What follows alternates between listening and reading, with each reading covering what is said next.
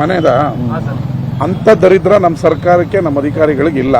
1,25,000 ರೂಪಾಯಿ ಒಂದು ಮನೆ ಕಟ್ಕೊಳ್ಳೋಕೆ ಕೊಡ್ತಾ ಇದೀವಿ. ಈಗ ಅದನ್ನ 3.5 ಲಕ್ಷಕ್ಕೆ ಮಾಡಬೇಕು ಅಂತ ಸರ್ಕಾರದ ಮುಂದೆ ಪ್ರಸ್ತಾವನೆ ಇದೆ. ಇದು ಸಮಸ್ಯೆ ಏನು ಅಂತ ಹೇಳಲ್ಲ ನಾನು ನಿಮಗೆ, ಯಾರು ಅದನ್ನ ಅರ್ಥನೇ ಮಾಡ್ಕೊಂತಲ್ಲ. 2024-25 ನಮ್ಮ ಸರ್ಕಾರ ಬಂದ ಮೇಲೆ ಒಂದು ಮನೆನೂ ಕೊಟ್ಟಿಲ್ಲ, 3.5 ಲಕ್ಷ ಕೊಡಬೇಕಂತ. 2022-23 ಆಯ್ಕೆ ಆಗಿದೆ.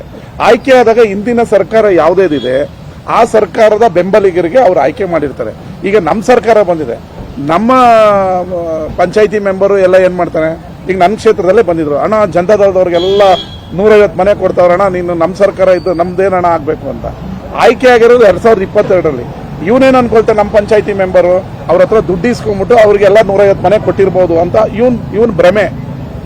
2022-23 ಆಯ್ಕೆ ಆಗಿರೋದನ್ನ ಅವತ್ತಿನ ಸರ್ಕಾರ, ಅವತ್ತಿನ ಶಾಸಕರು, ಅವತ್ತಿನ ಪಂಚಾಯಿತಿ ಮೆಂಬರು ಯಾರಿರ್ತಾರೋ ಅವರ ಬೆಂಬಲಿಗರಿಗೋ ಇಲ್ಲ ಅವರ ಇವ್ರಿಗ ಆಯ್ಕೆ ಮಾಡಿರ್ತಾರೆ. ಈಗ 24-25 ನಾನು ಬಂದು ಅದನ್ನ ಚೇಂಜ್ ಮಾಡೋಕ್ಕಾಗಲ್ಲ. ಈಗ ಗೊಂದಲನೇ ನಡೀತಾ ಇರೋದು.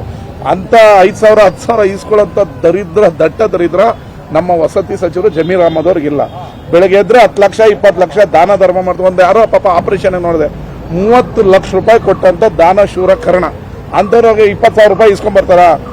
This are bullshit. ಯಾಕೆ ಆ ಶಾಸಕರು ಹೇಳಿದ್ರು ಅವ್ರಿಗೆ ಅದು ಶೋಭೆ ತರಬೇಕು.